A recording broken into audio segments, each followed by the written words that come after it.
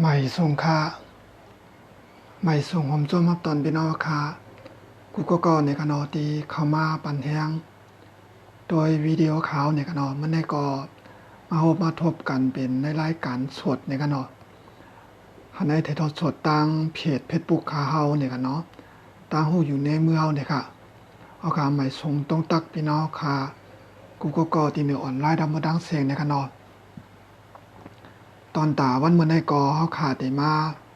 อบกันลองการเฮ็ดช่อง YouTube ในกันเนาะ YouTube ในไผก็มีกูก็กันเนาะอันในอำว่าลูกอ่อนก้นโลขนาดเนาะก้อยก็ว่าจึงว่าขนาดเนาะกำพองก็ติเอาถอนเพลงขนาดเนาะกำพองก็ติเอาไว้เฮ็ดวิดีโอลง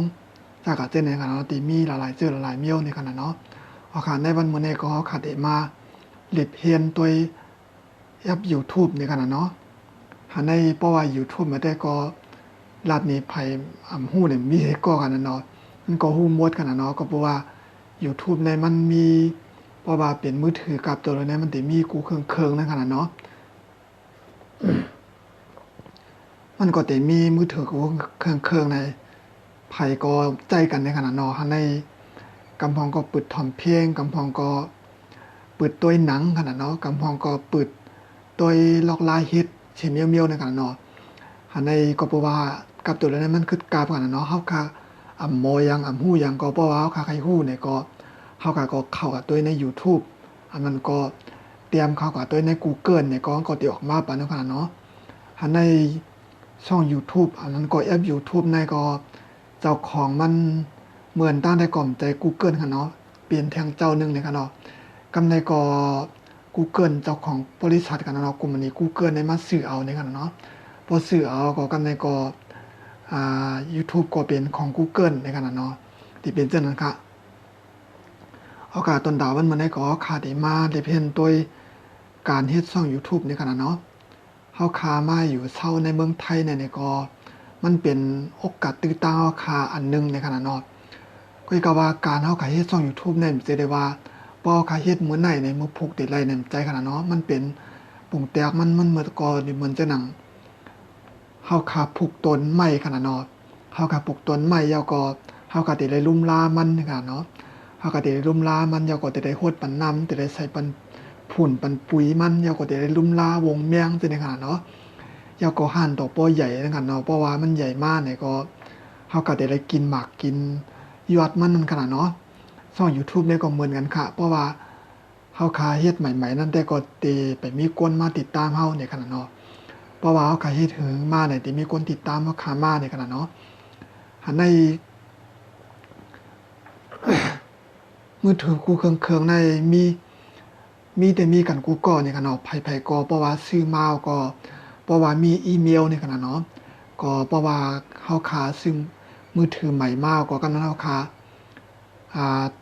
สมัครเอาอีเมลค่ะใส่แล้วก็เฮาค่ะก็ถอนเพลงไรในขณะเนาะเฮาค่ะก็เตะเข้าที่แอป YouTube แล้วก็ถอนเพลงไรในขณะอันนั้นค่ะเนาะอันนี้เป็นอันนึงในขณะอันนั้นได้ก็เป็นแทงอันก็ก็ว่ากำแนวค่ะได้มาอุบกันมันมื้อในก็ติเปลี่ยนเกี่ยวกับลองไลฟ์เฮ็ดช่อง YouTube ในขณะเนาะพี่น้องค่ะก็ติก็ยามยินกันก็ยามหันกันอยู่ขณะเนาะถ้าได้สังเกตว่าพี่น้องค่ะไผสนใจขณะเนาะเพราะว่าใครเฮ็ดช่อง YouTubeแล้วก็ป้อลกไล่มันป้อหมอไหนก็ถามข่าวมาอะไรอยู่ในกันเนาะอันนี้ได้ก็ข่าวก็ฮู้หน้าหมอหน้าเขียนหน้าในได้ก่อมใจกันเนาะก็ตัวที่นอนนี่ว่าฮู้ลกไล่มันอยู่อีออดในกันเนาะอันในเปิ้นตอนหนังกามทุ่งเฮาค่ะว่าไว้ปีฮู้1น้องฮู้2ในกันเนาะเฮาก็ฮู้ก็อีกอดไหนป้อค่ะมาป้องกันมาโฮมกันในมันก็ติเปลี่ยนกว่านั่นกันเนาะมันจะหนังว่าข่าวหมอตัดต่อวิดีโอก็นำพี่น้องค่ะหมอเฮ็ดเพลงหมอห้องเพลงกวามจังได๋กันเนาะยาวก็นั้นก็หมอเฮ็ดเขาเฮ็ดพักจากจังได๋กันมันก็สิมีกูชื่อกูเมลในกันเนาะในช่อง YouTube มันก็สิมีชื่อกูชื่อกูเมลในกันเนาะอันนั้นก็กันนั้นเขาหมอมันจะหนังว่าเอาเสียงเสียงตลกตลักมาใส่ในจอมในวิดีโอหมอเฮ็ดเนี่ยกำนันปอมีพี่น้องค่ะก่อนหนึ่งหมอเฮ็ดเนี่ยกำนันก็เอามา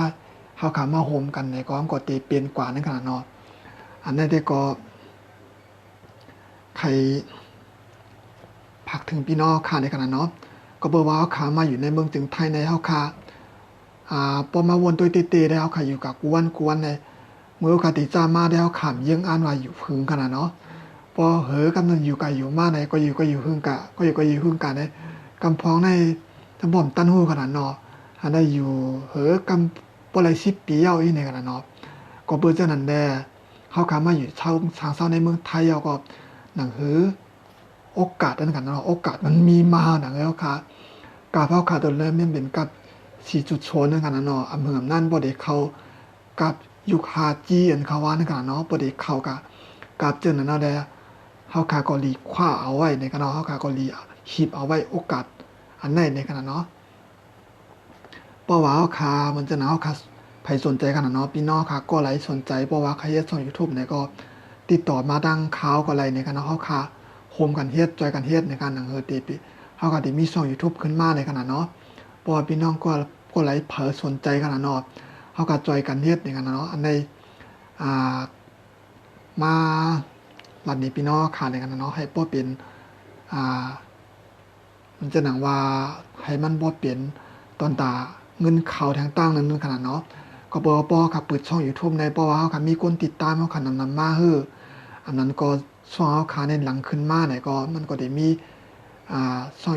พี่น้องค่ะก็ได้หันกันเนาะเตียนเป็นโฆษณาใกล้มาลงเหมือนจังว่าค่ะตึกต้วยว่าบ่ค่ะต้วยหนังค่ะแหนมนั้นก็ถอมเพลงค่ะแหนต้วยตึกต้วยในช่อง YouTube ก็นั้นมีโฆษณาเข้ามาอย่างซี่ในขนาดเนาะอันก็ได้ไล่ๆในก็ได้มาจอมจึงนั้นในขนาดเนาะอันนั้นได้ก็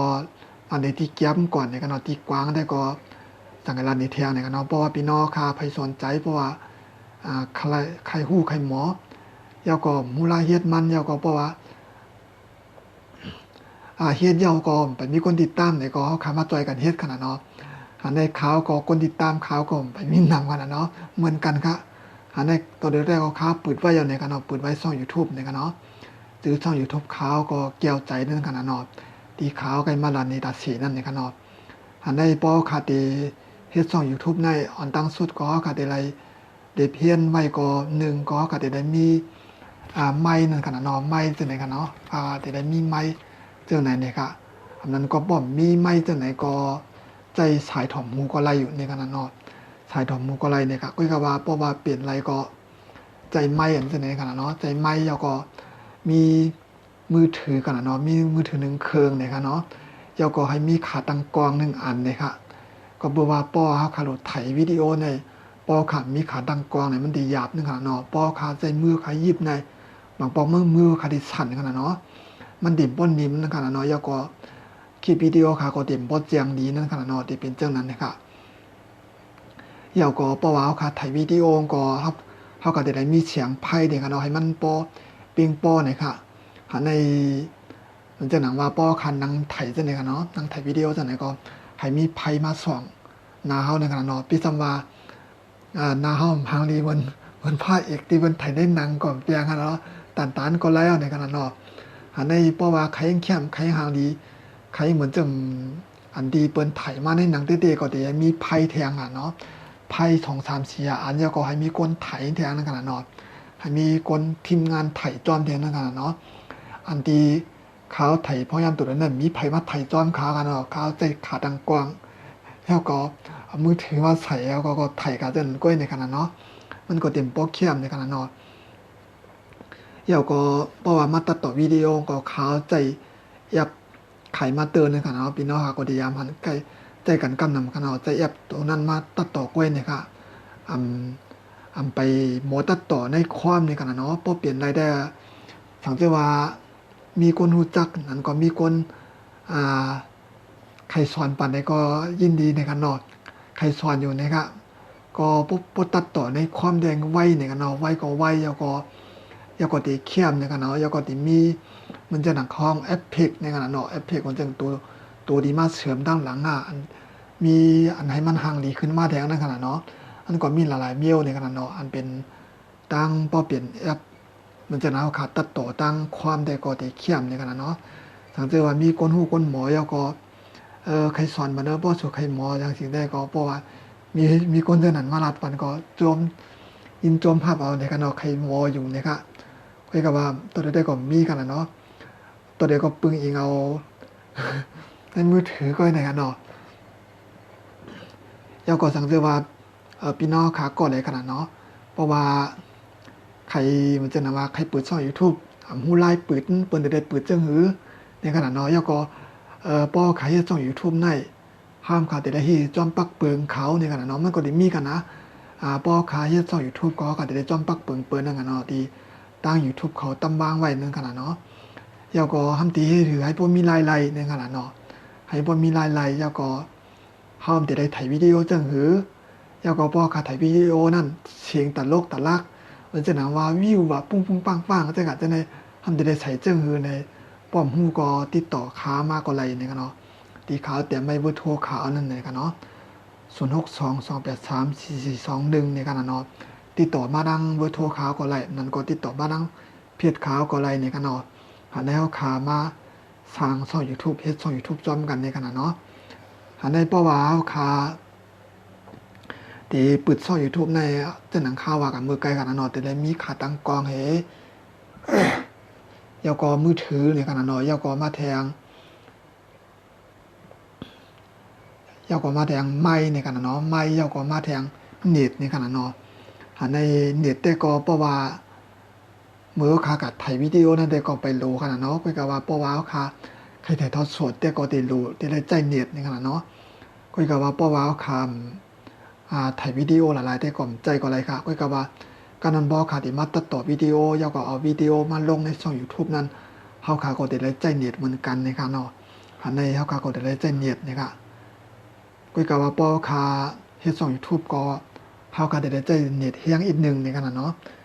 ก็ว่าอันนี้ได้ก็รัดก็พี่น้องค่ะก็ได้ใจเน็ตกันอยู่ขนาดเนาะ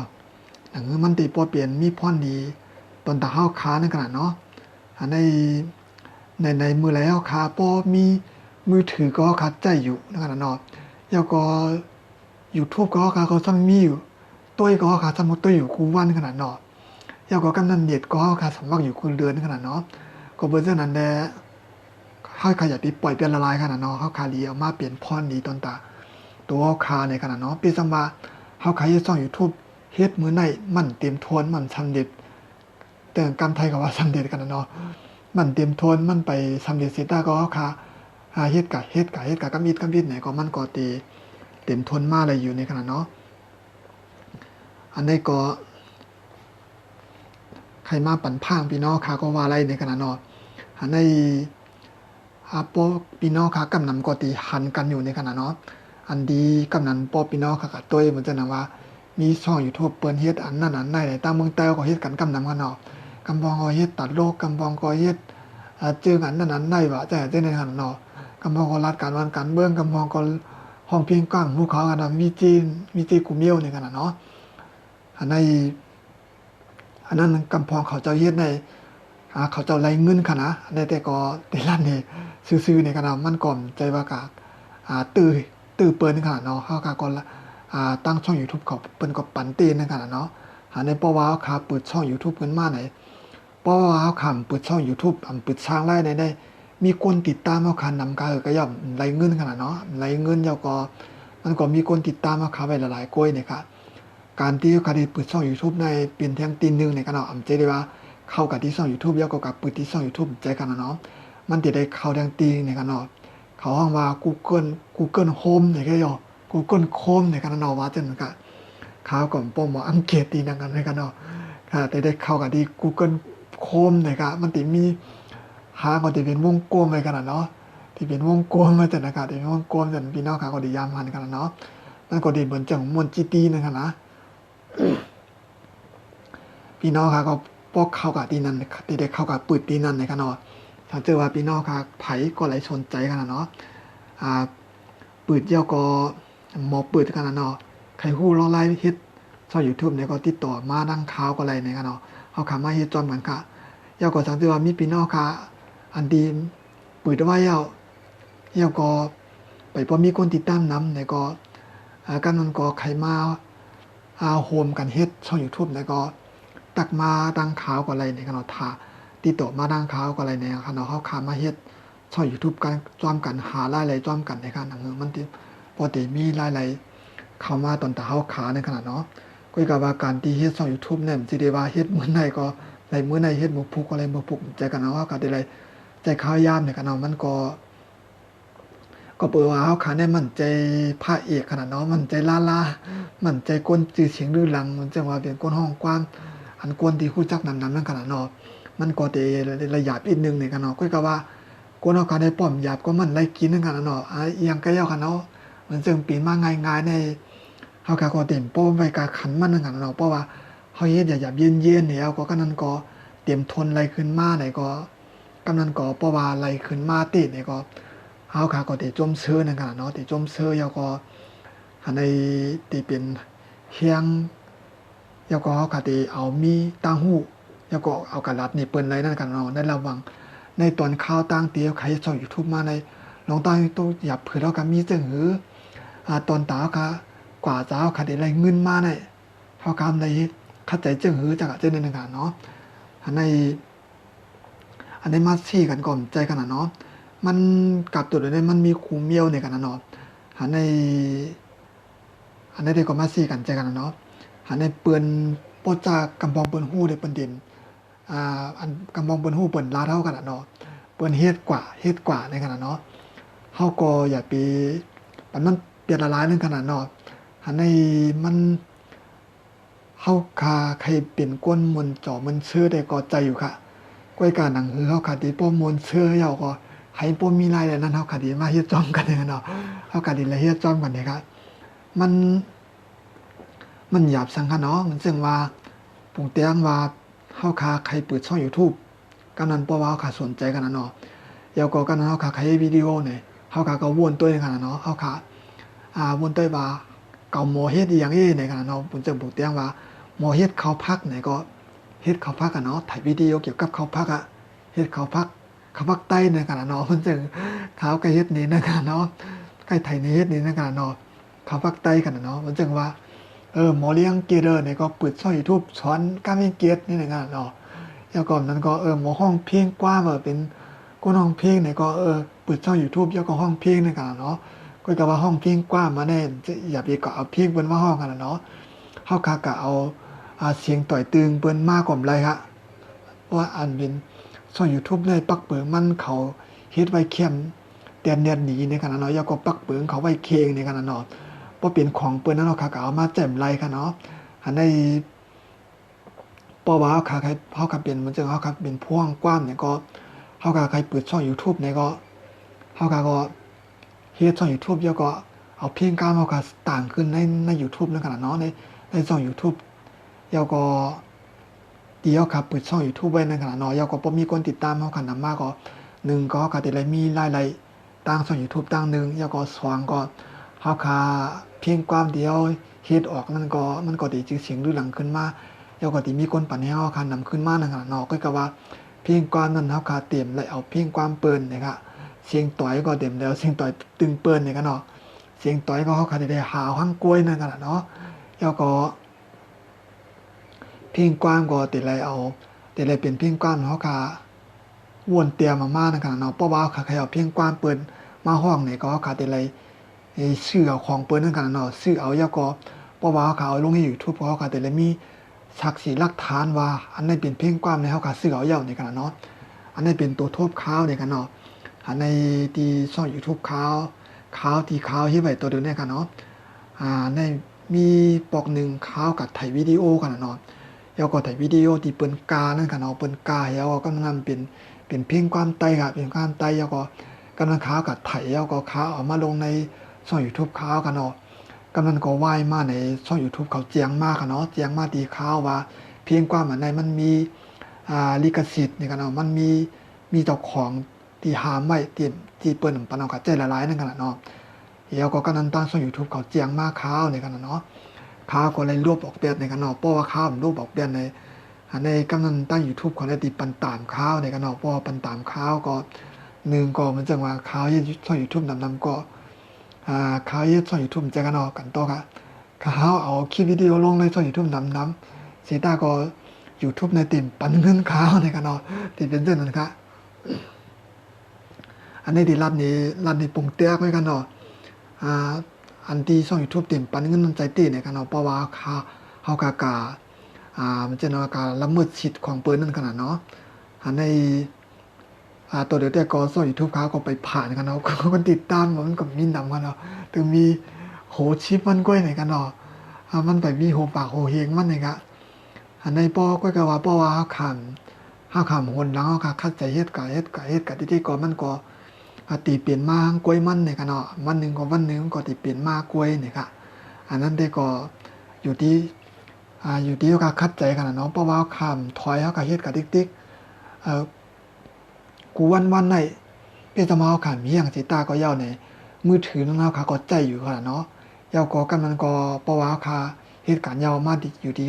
ห้องที่หอที่เฮือนเฮาก็ป้อมใจก็ปึดเพียงเหตุถอมจะได้ขนาดเนาะบางมื้อปก็ตุ้ยหนังเฮจะได้ขนาดเนาะก็เฮาก็ลีไลเฮ็ดในขนาดเนาะมันสิได้ว่าไถหนังได้ไถหึงๆใจกันเนาะอันในเฮาก็ไถได้เฮาก็ถ่ายวิดีโอใน10นาทีเนี่ยที่ถึงสุดก็1ชั่วโมงกันเนาะ1ชั่วโมงไว้ก็มันถึงขนาดเนาะป้อถ่ายคลิปวิดีโอขนาดเนาะเพิ่นจะปลูกเตียงมาเฮาหมอเฮ็ดเฮาหมอเฮ็ดข้าวมุ้นนี่ก็ได้เฮาหมอเฮ็ดข้าวมุ้นเนี่ยก็เฮาก็เฮ็ดข้าวมุ้นเนี่ยก็ไถลงกันเนาะว่าลอกไล่เฮ็ดข้าวมุ้นปลูกเตียงว่าเฮาเฮ็ดข้าวมุ้นข้าวต้มกล้วยจังได๋ขนาดเนาะเฮาหมอเฮ็ดข้าวต้มกล้วยก็เนาะที่เฮ็ดข้าวต้มกล้วยลงในช่อง YouTube เฮานี่ก็เฮาก็เฮ็ดแล้วก็ลงเนี่ยก็มันก็ป่วน20นาทีกันเนาะอันในพอมาเฮาก็ไถเอาก็มาตัดต่อวิดีโอมาตัดต่อใส่อันนู้นอันในเนี่ยก็มันเหลือเลย20นาที30นาทีค่ะมันก็นานกว่านี่กันเนาะตีน้ำส้นก็มันเกินมันเหลือ40นาทีนี่กันเนาะอันนี้ก็พี่น้องค่ะก็ลีละเฮ็ดกันนะคะอันนี้มันเป็นพรดีตอนตาเฮาค้ายาวก็เป็นโอกาสตีตาเฮาค่ะมันถึงมาเนี่ยกันเนาะอันนี้ยาวก็มันเปลี่ยนเหมือนจังหนังว่าเป็นการยกย่องอีกหลายเตอค่ะมีอยู่นึงนะเหมือนจังนั้นว่าพอค้าเฮ็ดเฮาค้าเฮ็ดคลิปวิดีโอลงเนาะก็นั่นหวังตีก็หวังเมื่อหวังปอก็เพราะว่าหรือเอาลิกใส่เฮาก็เตรียมดิกเฮาก็เอาใส่ป้าในกันเนาะเตรียมลิกเตอร์ค่ะจะใส่ป้าในกันเนาะอันนี้ก็เป็นการยกย่องอีกหลายเตอค่ะมีอยู่นึงนั่นกันเนาะอันนี้มันก็หลายๆชื่อหลายมีอยู่นึงกันเนาะก็เปิดจังนั้นแล้วค่ะเราหลายเฮ็ดในกันเนาะในทางที่ว่าพี่น้องค่ะก็หลายผู้หลายป้าใจในกันเนาะก็ตักมาค่ะเฮาก็มาเฮ็ดจ้อมกันเนาะตัวก็ฮับกันเนาะฮับสมัครกันฮับสมัครในกันเนาะฮับสมัครคนเฮ็ดช่อง YouTube จ้อมกันนะครับเพราะว่าไผก็เฮ็ดเนี่ยใครๆมอนี่ก็ตักมากันเนาะตักมาดีข้าวในกันเนาะค่ะลกเฮาก็มาเฮ็ดจ้อมกันนะครับอย่างให้มันบ่ติมีหลายๆจ้อมกันในกันเนาะค่ะมาพึกเฮ็ดจ้อมกันครับหมอก็พึกครับเพราะพึกติหมอกล้วยในกันเนาะเหมือนจะหนังว่ากำบองก็ถังลีกันจะกันเนาะกำบองก็หมออยู่กล้วยก็ว่าป้อมันนางนากวางเห็นลาดในจิมเปิ้นจิมเฮาในกันเนาะขาวก็ยามเปลี่ยนในกันเนาะเพราะว่ามันนามือถือจังได๋กันนะมันนางนากวางแต่ลาดในบ่ได้จังใหม่ๆนั้นฮัดกันเนาะฮัดยาวก็ใจฉันในกันเนาะยาวก็เพราะว่าจังว่ากว่าได้กี่ก้นนำในป้อนใจแต่ลาดหมอกลาดข้อกว้างเหมือนกันนะมายิบเมียกไงแต่ติลาจังได๋กันเนาะป้อหมอนี่ครับมันตั้งกันเนาะใจฉันนี่เนาะใจฉันยาวก็ลาดอย่างก็จางในกันเนาะมันก็ติเป็นจังนั้นนะครับก็ก็ว่าเพราะว่าเฮาก็พึกนี่แล้วก็ป้อก็พึกติ๊กมันก็ติหมอมากกล้วยหังกล้วยมันนี่กันเนาะมันก็ติเปลี่ยนมาหังกล้วยนี่กันเนาะมันก็หยาบนี่ครับเฮาก็พึกกะแล้วก็มันก็ติเปลี่ยนมาในกันเนาะอันนี้ก็เป็นเต้าดั้งหันในกันเนาะมาผิดหมอกมาผิดหมอกก็ใจในกันเนาะมาผิดหมอกลานนี้กันเนาะก็มาจู้กันเฮ็ดค่ะเฮ็ดช่อง YouTube ซ้อมกันในกันเนาะอันนี้ก็บ่เฮ็ดช่อง YouTube เลยมันสิได้ว่าเฮาก็เฮ็ด24ชั่วโมงกันเนาะมันจังนั้นว่าป้อมเมืองแดงมาค่ะก็เฮ็ดการเฮ็ดกันเนาะเฮ็ดการก็ในการค้ำมาก็หนังที่มาเปลี่ยนพรดีตอนตัดโตกันนั่นเนาะยาวก็มาแทงหนังเฮาค่ะที่เป็นก้นหมอลาดนั่นกันเนาะตัวนี้ข้าวหมอลาดน่ะแต่ก่อนใจกะอันนี้ป้อขามาเลยเพียนตัวก้นกูก็กันเนาะไผเสียมมากกันนะก้นตีนมีชื่อเสียงกันเนาะจิมเจ้าสังขยาหารจิมก้นเฮือนจิมผู้มีทางฮู้ทางหันไผเสียมมากกันเนาะเพราะว่ามาเลยเพียนตัวปืนเขาเจ้าในกำนำในเขาอ่านลีกในขนาดเนาะไผก็ยาวค่ะอ่านลีกกำนำขนาดเนาะ เหมือนจะหนังว่าป้อขามาลีเป็นตัวในพี่น้องแต่ขาในอันที่เฮาขาเอาอันที่เฮาขาฮู้กันเนาะอันที่เฮาขาฮู้ก็มันมีตั้งนำในกันเนาะมันจะหนังว่าจะคู่สู้ข้ามกันเนาะจะคู่สู้ข้ามค่ะแล้วก็จะคู่ทำเนี่ยสามีเฮาขาในสังขารเจ้าคนหลายๆตัวหลายป้าในกำนำอ่านดีกันเนาะอ่านดีกำนำว่าอ่านลิกที่เพราะว่าอ่านลิกที่ไหนที่มีดังฮู้ขึ้นมาในกันเนาะเพราะว่ามีดังฮู้ขึ้นมาในเฮาเฮาก็จังมาลัดหนีเปิ้นในขนาดนะแล้วก็บ่เป็นก้นเฮือนก็หลายๆก่อขนาดเนาะมันจะหนังหลายๆก่อในกันเนาะก็กะว่าฮู้จักจื้อเขาเจ้าในกันเนาะมันก็ได้มีขนาดเนาะกำนำป้อคาลีเพียนตัวกวนเตียนออกมาลัดจังว่าเตียนโมลาดค่ะเตียนโมลาดในกำนั้นได้เป็นกวนอ่านดิกรูลีกำนำกันนะอันนี้เฮาก็มันป้อค่ะอ่านดิกรูลีกำนำในเฮาก็ได้ให้ฮู้กันเนาะว่าค่ายำในถูกดีลาท่าถูกดีลาท่าคอกล้ามในมันถูกดีลาดค่ายำในเนี่ยถูกดีลาดเนี่ยมันปกติที่หมอวัวนึงกันเนาะยาก็มันจะน่าว่าลองเห็นเยกันเนาะเพราะว่ากว่าที่นั่นในเมียวในลีท่ามลีเฮ็ดเนี่ยเฮาก็ที่หมอวัวมานั่นขนาดเนาะก็เปิดจากนั้นได้เฮาก็ได้เลยอ่านดีอ่านไล่นำเนี่ยครับนึงก็อ่านดีอ่านไล่นำเนี่ยกันเนาะเพราะว่ามันเลยเป็นตัวตั้งผายก้นไทยกันเนาะผายพี่น้องไทยว่าอันนี้ได้ก็มาเจ้าคือเลยขนาดเนาะอันนี้มันก็ป้อปีนอค่ะก็กำลังได้หันกันนะเพราะว่าเขามาเหมือนจะนะเขาออกมาลัดออกมาถ่ายทอดสดแล้วก็ถ่ายวิดีโอจะในขนาดเนาะเพราะตัวตั้งหลังเขานั่งงานได้เป็นตึกลิกหลายกันเนาะตั้งหลังเขาได้เป็นตึกลิกฟ้าลิกหลายกันเนาะที่มีนำหน้าเนี่ยครับก็ที่เป็นเรื่องนั้นเนี่ยครับเนาะเพราะว่าเขาขายเป็นกุนโมลัดในอันนี้เป็นลอกลายของว่าเทคนิคเนาะลอกลายลองไล่ตอนที่มีตั้งหูตอนที่เป็นก้นหมอลาดนั่นขนาดเนาะตอนที่ก้นหมอลาดในเขาก็ได้ใกล้อ่านดิกนำเลยครับป้อค่ะใกล้อ่านดิกนำเขาก็ได้หมอลาดทั้งกล้วยมันเลยครับเนาะอันนี้มันก็ได้หมอลาดมาทั้งกล้วยกันเนาะมันก็เปียกในกันเนาะเปียกจ้าในกันเนาะมันจึงว่าป้อค่ะอ่านดิกนำอ่านน้ำมันเลยก็นั่นก็เพราะว่าตอนที่บ้านลาดนี่เปิ้นขึ้นมันก็บ่หยาบในกันเนาะมันก็ที่เป็นเรื่องนั้นเลยครับเพราะว่าคำอ่านดิกแต่ของเขาคำมีข้อมูลไว้อีกขนาดเนาะเขาก็แต่ที่มันนั่งเห็นรัดที่ไหนก็มันก็จานนั่นขนาดเนาะก็เพื่อจะนั่นแล้วก็ดีเลยอ่านดิกนำเนี่ยกันเนาะเย้าก็เขามาเปิดช่อง YouTube ซ้อมกันเลยครับอันในโอกาสดีในกันเนาะอย่าไปปล่อยเปลี่ยนกันเนาะอันในหลายๆตัวเดียวก็มันก็จะมีเหมือนจะหนังว่าแอบละลายอันนึงกันเนาะเขาขี้เข่งกันนะแอบละลายจะหลายเมียวกำมองก็เอาเหมือนจะหนังว่าเอาของขายเพราะว่ามาใจแอบจำเขาในเอาขายอะไรเพราะว่าขายอะไรมาแล้วก็เงินนั่นตีมอย่างปันก้นขายจะในก็มีกันนะอันนี้ก็ข่าวใจไว้อยู่แอบอันนึงนี่กันเนาะพี่น้องก็ติหันกันอยู่กันเนาะแอบอยู่พิกนี่กันเนาะแอบอยู่พิกนี่กันอันนี้ก็เพราะว่าเขามันดีมันจึงขายของออนไลน์กันจึงว่าเขามีของไว้ห้างเขาไอ้ก็มันก็เพราะว่าผมแต่ว่าเขาก็เอาของในแอปของเขาได้มาแชร์ลงในเพจปุ๊กเขาค่ะใน YouTube เขาค่ะในจากจะเนี่ยเรามีคนมาซื้อของดีเขาแชร์อันนั้นก็ตัวเขาเนี่ยเกี่ยวของที่ในแอปอยู่พิกเนี่ย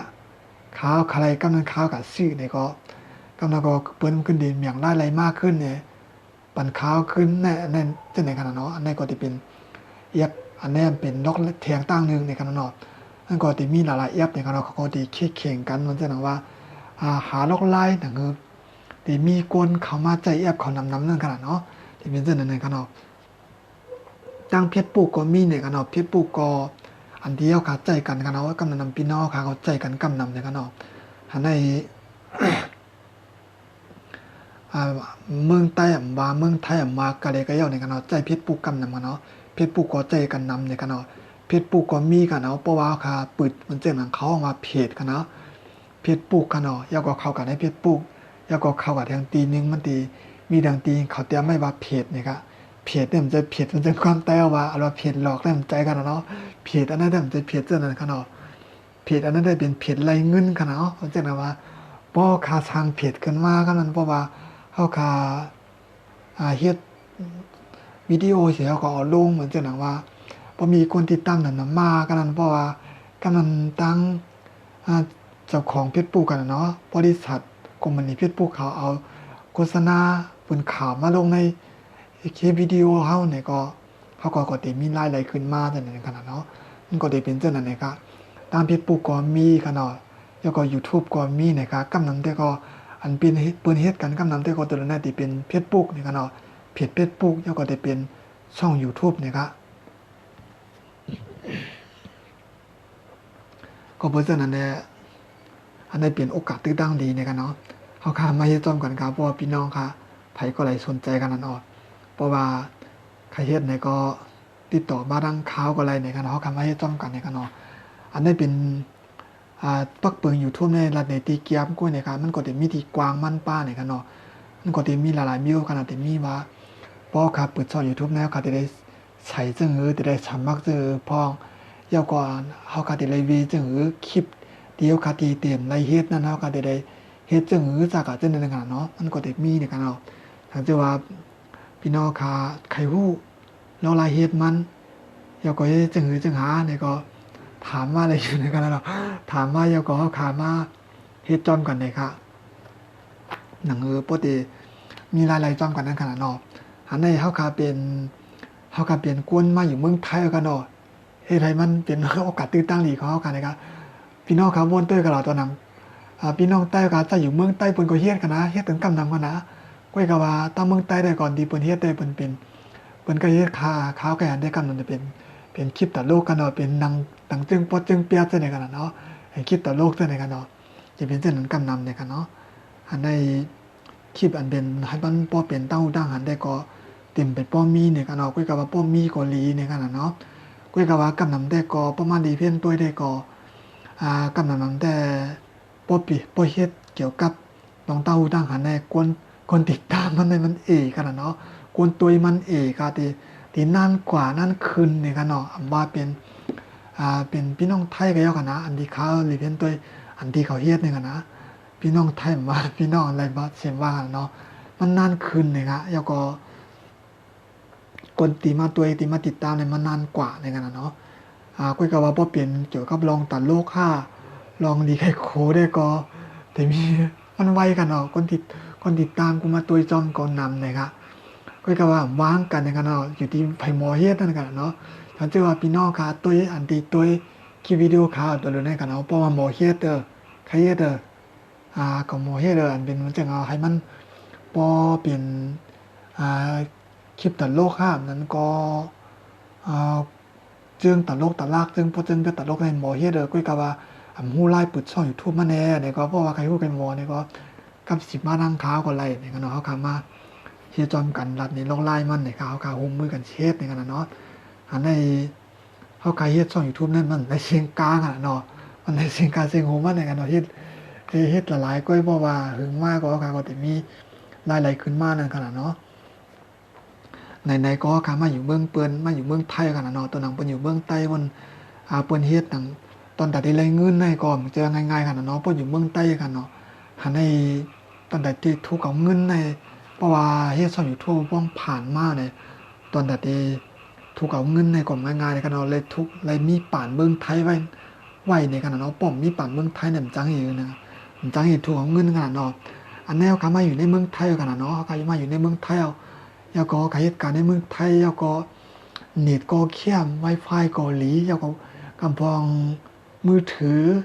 ห้ามไปเป็น iPhone ก่อนนะเนาะไปเป็น iPhone Apple กันเนาะแล้วก็มีมือถือกาคันใหญ่แล้วในกันเนาะอย่ามีปันมันพลาดนะครับอย่ามีปันมันผ่านกับเบียดในกันเนาะโอกาสตื้อดังมีก็ให้หมอเอาครับอันนั้นก็มาเฮ็ดจอมกันในกันเนาะแล้วก็เพราะว่ามีรายได้ขึ้นมาเนี่ยก็เหมือนจังว่าเปิ้นโอนเงินมาเฮาในป่านเนี่ยก็มีค่ะลูกเนาะป่านเมืองไทยกันเนาะกำนั้นก็พี่น้องก็เปิดใจกันกันนำคันเนาะอันเป็นมันจะนังว่าป่านเมืองไทยกันเนาะ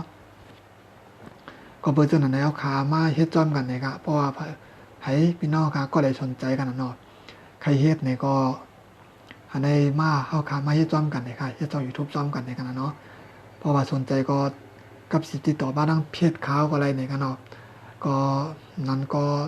กับสิบ้านดังเบอร์โทรข่าวก็อะไรเนี่ยกันเนาะกับตัวเด็กก็กำนั้นก็ก กับสิบที่ตัวตั้งมีสินจื้อกันกำนำเนี่ยกันเนาะเฮาก็กับสิบกันตั้งมีสินจื้อก็ไรอยู่เนี่ยกันเนาะแล้วก็ตอนที่2ได้ก็ใครผักถึงเรื่องได้ก็ทางที่ว่าพี่น้องค่ะไผไปได้กัดต่อวัดต่อไว้เย้าได้ก็หีบกัดต่อกันนั่นขนาดเนาะอันข้าย่ำได้บนควักปันแทงในกันเนาะบนควักปันถึงเดินพฤศจิกาปุ่นในกันเนาะพฤศจิกายนในกันเนาะถึงวันที่30พฤศจิกายนในกันเนาะพี่น้องค่ะก็ป้อว่าอะไรเปลี่ยนเหมือนจะหนังว่าอะไรติดตามไว้แบบนั้นก็อะไรตั้งไล่อ่ะป้อพี่น้องค่ะอะไรตลุดไล่แล้วก็กันป้อพี่น้องค่ะใจไล่แล้วก็กาสักเกียนเอาไล่ตีจัดหางานเนี่ยก็ตั้งผัดจัดหางานเขาก็ตีส่งมาปั่นอยู่ขนาดเนาะว่าการขึ้นไว้การต่อวัดต่อไว้พี่น้องแห่งการเป็นจึงหือในขนาดเนาะอันนั้นพี่น้องค่ะก็ตีหู้อยู่ในขนาดเนาะก็กาว่าพี่น้องค่ะกำพองก็เต็มไปหู้กันนั่นขนาดเนาะเพราะว่าวัดใบก็อะไรต่อเย้าเนี่ยก็กะต่อฮีนั่นขนาดเนาะก็กาว่าพ่อย่ำตัวเดียวก็เปิดมันเหมือนจะหนังว่ามันมีหลายเจอหลายเมี้ยวในขนาดเนาะคันไอเปิ้นปันกวนอยู่จำกันเย้าก็เปิ้นปันอยู่กวนอยู่อุ่มกันในขนาดเนาะก็เปิดโกติดจับจื้อโรคจื้อเมียงยอกาโควิด19ในขนาดเนาะก็เปิดโกติดจับกันนั่นแหละตั้งภายเจ้าหน้าที่เขาก็เลยขยายแล้วจะอะไรเพิ่มมันค่าย่ำในชุดกว่าในขนาดเนาะเหมือนตั้งได้ก็เขาว่าให้ต่อยาวภายใน31มีนาว่าจังในขนาดเนาะก็กะว่ามันไล่กันเนาะจะโรคจื้อเมียงพีน้ำหนาก็เขาก็นั่นก็เขาอะไรเพิ่มค่าย่ำแทงถึง31มิถุนายนกันเนาะ31มิถุนายนกำลังก็กำลังเขามาวนด้วยแทงอีกกำลังเขาเพิ่มค่าย่ำกับแทงในเพิ่มค่าย่ำกับแทงเปลี่ยนเดินพฤศจิกาในขนาดเนาะก็เป็นเดิน11นั่นขนาดเนาะเพราะเป็นตั้งเกียรตินั่นขนาดเนาะก็ก็เป็นเพิ่มมันค่าย่ำมันอันเสียตาก็เฮาคาก็หรือไรติดตามตัวนั่นขนาดเนาะก็เพราะว่าจังในกำนันพี่น้องค่ะก็มันก็ยืนไว้เอาค่ะมันจึงว่าเขาว่ายืนเมียมลีดมาค่ะเนาะพี่น้องก็ยืนไว้ยาวก็เงินก็จ่ายไว้ตั้งโมดยาวแล้วค่ะเนาะโลกาเฮ็ดกล้วยนึงค่ะเนาะโลกาเฮ็ดกล้วยเนี่ยก็เฮาก็โกเลยใกล้ๆติดตามนึงค่ะเนาะเพราะว่ามันจึงว่าเฮาก็ไปเลยต่อยาวขนาดเนาะหันในเฮาก็กำปองก็จ้างบริษัทไว้กำนั้นก็เพราะว่าเฮาค่ะติดตามเนี่ยก็กูเปิ้นลืมนั่นค่ะเนาะบอกกับกลุ่มว่าค่ายามขึ้นนำเฮ้ร้อยๆไปต่อก็รายการเนี่ยก็กันนั่นเผื่อเอาลืมเอาก็เผื่อมาตุ้ยว่าเราก็บ่ลืมความไปเลยต่อก็ได้เป็นเส้นนั้นกันเนาะก็เป็นเส้นนั้นแหละก็ป้อมไปเลยต่อก็ต่อยยาวๆอีกนึงกันเนาะอันนี้เพราะว่าก็ต่อยาวก็ปงแต้วนั่นกันเนาะมันก็เต็มในสุกเศร้าขาแทนในกันเนาะก็เปิดตัวพอยามตัวเลยก็สิดอกจวมอย่างในตัวเจอดอกจวมอย่างพีนั้นเลยแผ่นไปก็ตุกันตุงานกันนั่นกันเนาะตุกันตุงานนี่ลงหลายลงหลายผายนั่นกันเนาะการก่อมละเอียดเงินใจก่อมมีนั่นกันเนาะเหี่ยวเสียมก้ากำลังวัดก้อมโหลโตยเลยก้าวนั้นป้อโหลกำมองก้อมป้อโหลผ่อนโนดผ่อนยังก้อมโหลผ่อนโนดผ่อนก้าแทงเห็นเนี่ยมันก็สุกสักหลายจื้อหลายมิ้วนั่นกันเนาะก็เป็นเช่นนั้นแหละมันก็ใครสุกสักอีกนึงเนี่ยกันเนาะก็กะว่าเป็นจื้อมากก็ย่อเนี่ยกันเนาะเขาก็มาปั่นเฮียงใจกันในกันเนาะนั่นคือเขาก็พอดีสู้ต่อสู้มันกะไรเนี่ยกันเนาะพอยามตัวเดียวได้ก็จ้าเปลี่ยนพี่น้องเฮียงการที่มาอยู่เมืองไทยเนี่ยก็ใครเมืองเขาก็ไปจ้างมือเนี่ยกันเนาะพอดีมือก็ทำในกาเก็บตัวไว้ที่ไหนเนี่ยกันเนาะอันในป้อลิบตัวลิเวนตัวในข่าวมันจะหนังข่าวได้รถเลี้ยวเขาข่าวปางลงเขาออกแว่เนี่ยก็เขารัดไว้ได้ก็ว่าเจ้าหนังเขาปืนข่าวไว้ในกันเนาะเพราะว่าตีมือก็มาอะไรกับต่างสลามมาเนี่ยกันเนาะกับต่างเส้นไม้ที่สถานทูตก่อนในกันเนาะเพราะว่ากับต่างเส้นไม้ก็นั่นก็ตั้งสถานทูตดำตีมันจะนาว่าตีกับต่างเส้นไม้ตีไผ่ตั้งเจ้าหน้าที่ไทยก่อนในกันเนาะก็นั่นเพราะว่าไว้เลื่อนตั้งเอาไหลมาอะไรก็นั่นเขาจอกไหลนัดกว่าแทงในกันเนาะนัดแทงเพราะว่านัดกว่าก็นั่นทำมาตีขี่รถกันแล้วเข้ามาในแทงกันเนาะมันก็ยุ่งยากเลยครับใครซุกซักไว้ในกันเนาะก็นั่นเพราะว่ามือกว่ายาวเนี่ยก็ทำแต่เล็กมือ เก็บตัวไว้ขนาดเนาะกักตัวไว้เก็บตัวไว้ที่ตาขี้เล็กเฮ้ในขนาดเนาะเพราะว่าเก็บตัวกักตัวไว้ที่ตาขี้เล็กยาวก็นั้นเพราะว่าครบมันจังว่ามันปีข้าวยามตีนเขามักมันไว้ในขนาดเนาะเลยหันให้ข่าวได้21 วันนึงอะเนาะ21 วันเด็กอะก็มันว่าเพราะว่าครบ21 วันจากไอ้มืออะไรในขนาดเนาะป้อมปีนโยกาขนาดเนาะจากไอ้มือไหนป้อมมือเนาะก็เปิ้นไปปันเขาวานกำเดียวกันนะเปิ้นไปปันเขาวิ่งกำเดียวกันเอาได้ พอมือกำลังในมือเก็บตัวแทงตา21 วันตีนอกวานนึงเนาะที่เป็นเส้นไหนกันเนาะเมื่อเก็บตัวแทงเก็บตัวป้องครบ21 วันเนาะจังไกลเลยเข้าวานจะได้กันเนาะมันจะเป็นเส้นนั้นกันเนาะเยาก็กำเนิดพ้องย้ำตัวเหลวอันเป็นก้วนตีนอยู่ไว้มือเขาตีนมือเหลี่ยเฮือนจะได้กันเนาะกับมองก็มือปล่อยสั่งล่องกับมองก็มือเหลี่ยเฮือนสักจะได้ก่อไปมาอะไรกันเนาะตึงมีไว้มือตึงมีไว้มือเขาเนี่ยกันเนาะอันนั้นได้ก็ตีเคียนอินในกันเนาะก็เบยอยู่เมืองเฮากันเนาะเมืองเฮาได้ก็มันก็อำป้ออะไรป้ออะไรซื้อกินซื้อยำตีๆในกันเนาะยาก็ไรเจ้าห้องอยู่กันกันเนาะก็เปิดว่าค่ะมีตีลินอยู่ห้างกล้วยยาก็มีเฮือนมีเยกันเนาะอันนั้นก็ก่อนหมู่ได้เจ้าห้องอยู่เนี่ยก็มันก็เคียนอินนั่นกันเนาะการจ่ายเงินตัวก็มันก็เคียนอินนั่นกันเนาะไว้ก็ว่าตัวเดียวเจ้าเฮาขายอยู่เมืองเปิ้นได้ก็การก่อมได้เฮ็ดเด้ยาก็เงินของพวกใครมีในก็มันใครซุกซักไว้ในกันเนาะเจ้าของในเจ้าห้องบนอยู่ในกองใครซุกซักไว้ก็ได้ชื่อในกันเนาะเจ้าก็กำพองก็อะไรผ่อนรถผ่อนก้าผ่อนตู้เย็นผ่อนเครื่องซักผ้าจากอาจจะในกันเนาะมันก็ได้มีงานเนาะจากอาจจะในก็ใครซุกซักไว้เทียงตั้งที่ในกันเนาะเพราะว่าผ่อนเจ้านั้นไว้ก็พวกเพิ่นมาย้อนป้องพอมันครบเหลือนมาพร้อมกับจ่ายเปิ้นนำโทรมาย้อนจากจะได้ป้อมเมียมมันก็เปิ้นนำเพิ่มคีย์ดอกขึ้นที่ในงานเนาะแล้วเปิ้นเพิ่มคีย์ที่ไหนก็มันก็หยาบในงานเนาะมันก็จางว่าเต้ในกันเนาะไว้ก็ว่าเปียงเฮาก็สู้กับแดงในกันเนาะเฮาก็ต่อสู้กันนะครับบ่ได้ป่วนได้ในกันเนาะ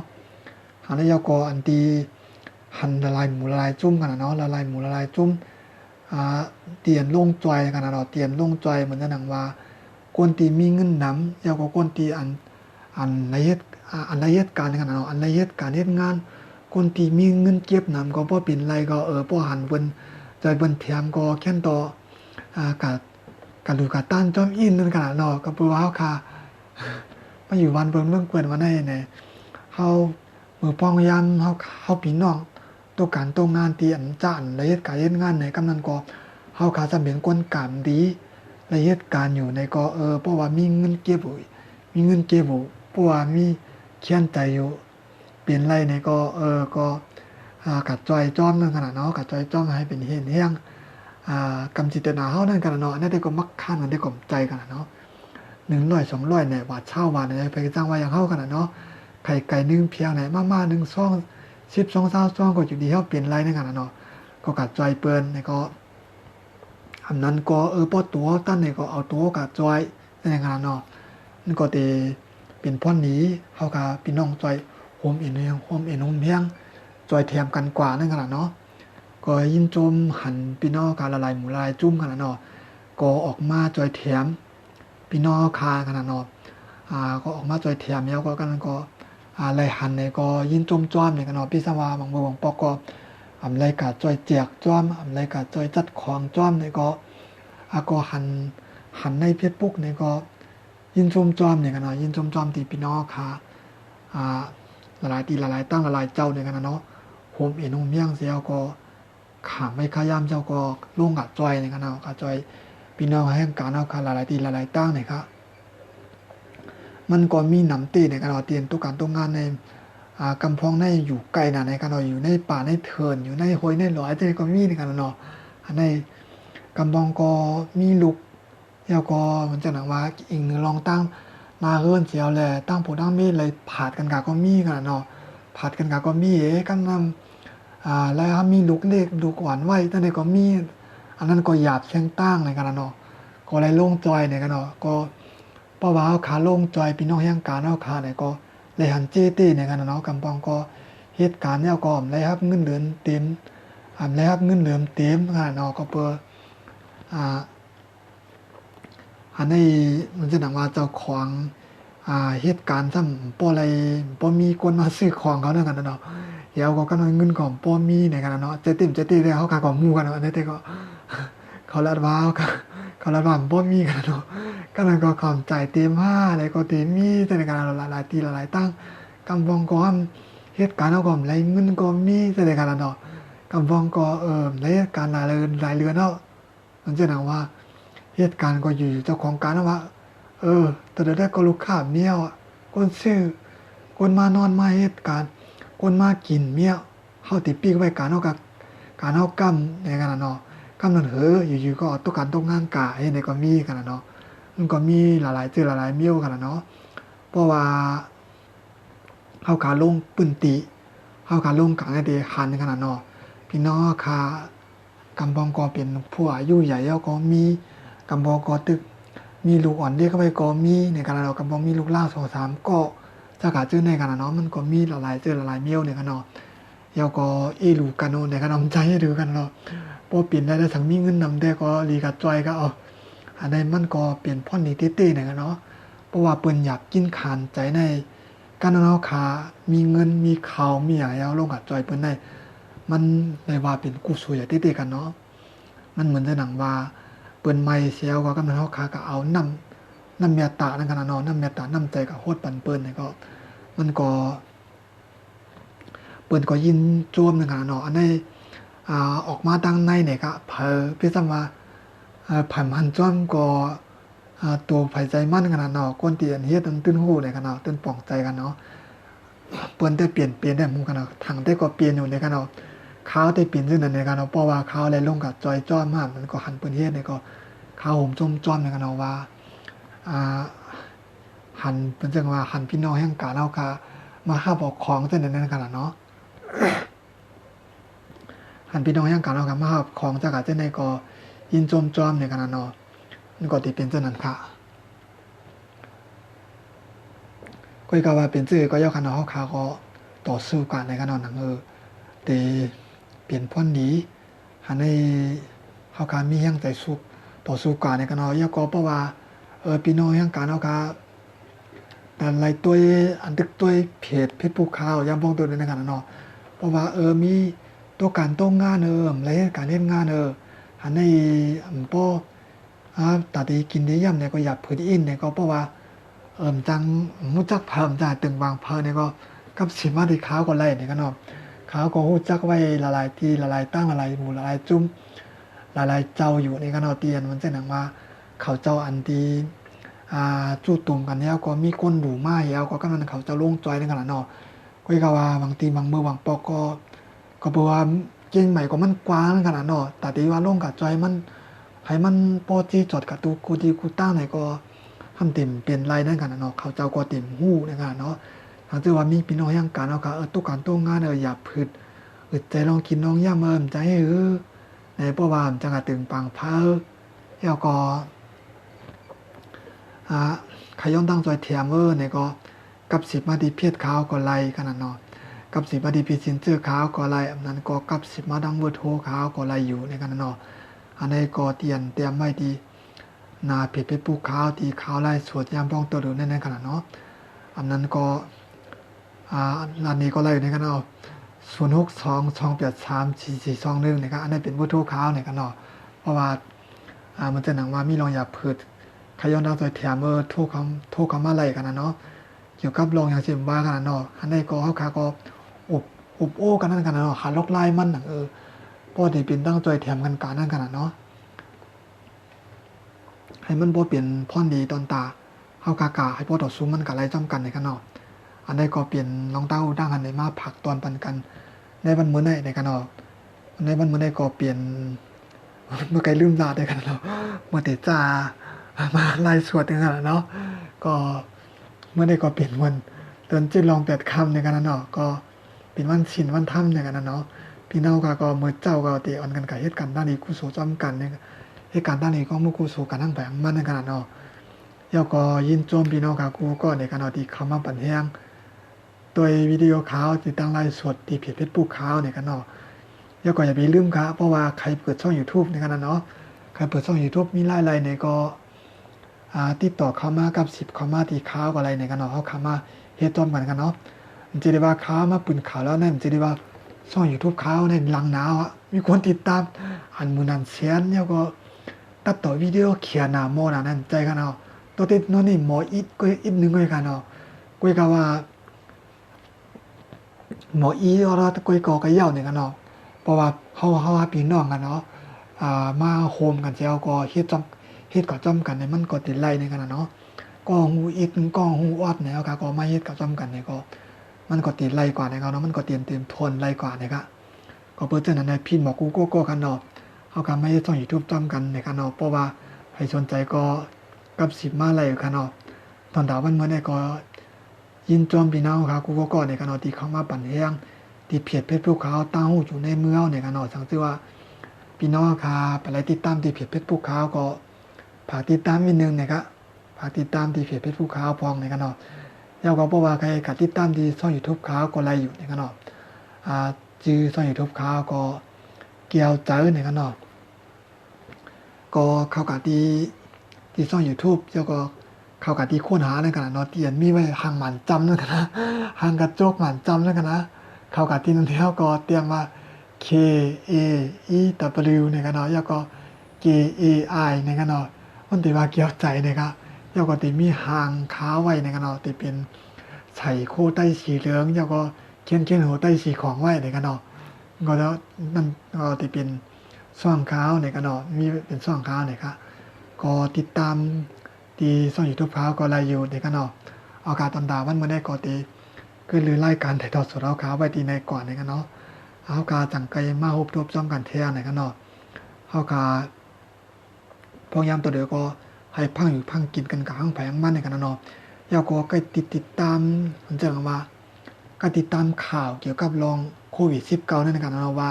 เมื่อนั้นในเมืองจึงไทยในก้นเปลี่ยนหลายก็แล้วก็หายหลายก็แล้วก็ขึ้นหลายก็ได้กับจากจะในกันเนาะแล้วก็ติดตามด้วยข่าวมันจะหนังว่าตัวในก็เมื่อตั้งลงมองจึงไทยเขาปืนข่าวไว้ว่าห้ามการกำลังขึ้นจากจะในกันเนาะแล้วก็อันที่เขาว่าพรบฉุกเฉินที่เขาใจพวกย่ำตัวเดียวในกันเนาะพวกย่ำตัวเดียวก็เขาดึกใจอยู่ในกันเนาะเขาจะดึกใจอยู่ในเขาก็มีหลีเฮ็ดก็มีอ่อนดีเฮ็ดก็อย่าไปเฮ็ดในกันเนาะมันจะหนังว่ากินเหล้าแล้วก็เสียงโอนอันมันมีคุณหาปิดเพียงเสียงหลังตุงต่างๆเส้นนี้ก็อย่าไปเฮ็ดในกันเนาะเขาใครกินก็กินเรียงกันเนาะอันนั้นนั่นแต่ก่อนว่ากันอยู่ที่ตั้งวนไปตั้งวนมานั่นกันเนาะก็กาพ่อค้าว่าแต่มันดีกินกันนะเราเนี่ยมันดีกินในกันเนาะอันนี้กินมากก็มันก็เด่นมีพรดีตอนตาตัวค้าในกันเนาะมันก็เตือคือป้าอยู่ที่เอาค้าเตือคือเงินตัวเอาค้าในกันเนาะอันนี้ยก็เตือคือเงินได้เยี่ยวค้าป้าในกันเนาะป้อเปลี่ยนอะไรก็อย่าไปกินในกันเนาะก็กาว่าบ่เงินไรละก็กินนี่อ่อนก็อย่าไปป้อกินนนกินเรือนะบนตีในกันเนาะอันนี้ก็เฮากาก็เลยติดตามด้วยข่าวเงาในเมืองเปิดในกันเนาะก็บอกว่าเขามาอยู่ในเมืองจึงไทยในกันเนาะเขาก็เลยติดตามตัวกันเนาะว่าในเมืองจึงไทยในข่าวเงาเป็นจังหือในกันเนาะข่าวเงาการวันประการเมืองเปิดเป็นจังหือในกันเนาะเขาก็เลยติดตามตัวกันเนาะก็กล่าวว่าข่าวเงาการวันการเมืองเปิดในเขาก็ติดตามตัวเสตาก็กล่าวว่าเขาขำนี่เลยกะเหมือนห้องว่าเปิดห้องว่าแสดงความคิดเห็นกันนะอันนี้เขามีปุนพรกันเนาะเขามีฉีดค่ะนะมีปุ่นพรแล้วก็มีโปตั้งใจเลยว่าเจอกันละมีมันจะนำว่ามีอำนาจมีสิทธิ์ขนาดเนาะมีอำนาจมีคอตุกย้อนตติกาว่าจอมเปินกับปันทั้งคำคิดเห็นนั้นก็เช่นหรือนาเพศเขาจากจะเนี่ยเขากำนิเฮ็ดขนาดเนาะอันในป้อเปลี่ยนมันจะนำพี่น้องไทยเขาแต่เขามีเขามีสิทธิ์เขามีตื่นตั้งเขามีโอกาสขนาดเนาะเขามีตื่นตั้งเขามีปุ่นพรตาเตเชตาเตว่าจังก็ว่าอะไรค่ะนั้นแต่ก็เบิกเขาเป็นพี่น้องไทยเขาเป็นคนจึงอยู่ในเมืองจึงใต้เขาแล้วก็เป็นพี่น้องไทยกันเนาะนั่นแต่ก็เขามีโอกาสขนาดเนาะเขามีสิทธิ์นะครับเขามีปุ่นพรกันเนาะก็กะว่าเขาเป็นพี่น้องย่างการมาอยู่วันเปิ้นเมืองเปิ้นได้เขาคำนี้แท้ค่ะเนาะตัวแต่ตัวไหลในกันเนาะตัวแต่ตัวไหลป้อเขาค่ะหันก็ค่ะตัวเหยาวก็ค่ะฮู้ไว้ก็ป้อเยาในกันเนาะว่าการมันกันเมืองเปิ้นเป็นจังหือในกันเนาะ เยาก็เขากล่าวมาเป็นตอนสอนตอนโตกันนะกันเนาะเยาก็ว่าการมันกันเมืองเฮาทำเป็นจังหือละเยาก็บ่เอาเมืองเอามาอันเฮาขาถูกเลยเฮ็ดนั้นเป็นจังหือเนี่ยเฮาขาเอาก็เอามาใจเป็นพ่นดีตอนตาตัวนั่นได้ก็ลีในขนาดเนาะเยาก็กาได้เลยติดตามตัวข่าวมันจะหนังว่าเหมือนในข่าวเงาซื้อโรคซื้อเมี่ยงโควิด19เนี่ยมันผีหลายก็หายหลายก็จากอาจจะในขนาดเนาะในเมืองจึงไทยกันเนาะเยาก็ครบฉุกเฉินอันจะหนังอันนั้นก็เป็นห้องว่าปักปืนฮีบเน็ตในขนาดเนาะตัวเราเนี่ยเขาตึกใจอยู่นั้นก็เขายุกเลือกเย้าเนี่ยจากอาจจะในขนาดเนาะเยาก็ลองอันเปิดอัมปันออกกลางคำกลางขึ้นอัมปันกาลีจากอาจจะในก็จงเปิ้นปลาชิมขึ้นจองเป็นปลายุกเดือกจากอาจจะในขนาดเนาะอันนี้ได้ก็เข้ากาก็เลยติดตามตัวในขนาดเนาะก็กาวาเลยยินข่าวว่าได้ก็เขาตี